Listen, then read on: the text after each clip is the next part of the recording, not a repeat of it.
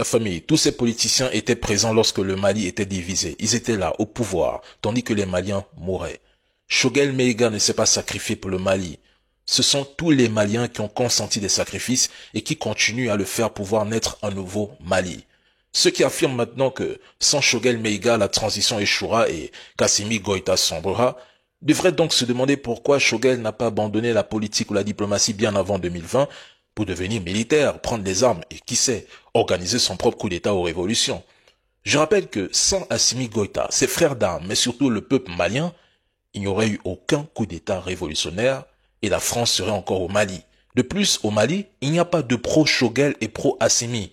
Ça, c'est une fausse dichotomie qui a été créée à peine 2 jours sur Internet par des personnes qui veulent la division du peuple malien.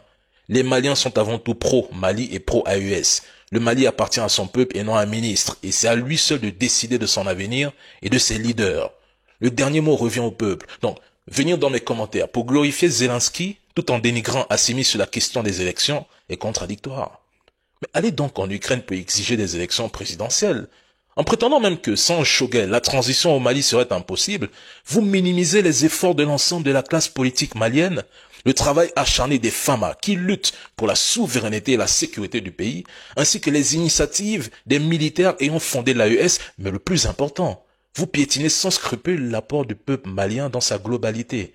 Et je tiens juste à dire que les ambitions personnelles ne doivent jamais primer sur l'intérêt national. Nous sommes tous du côté du Mali et non d'une personne, et personne n'est indispensable.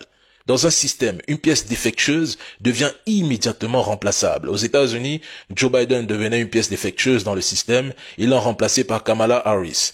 Personne n'a sa place garantie au sein de l'AES. Le combat pour l'AES et pour le Mali dépasse les individus. L'idéologie, elle, ne s'arrête jamais à une seule personne. Je répète, l'idéologie, elle, ne s'arrête jamais à une seule personne. Donc dire que sans Choguel Maïga, le Mali va sombrer, je pense que vous n'avez même pas encore compris quel est votre combat. See you.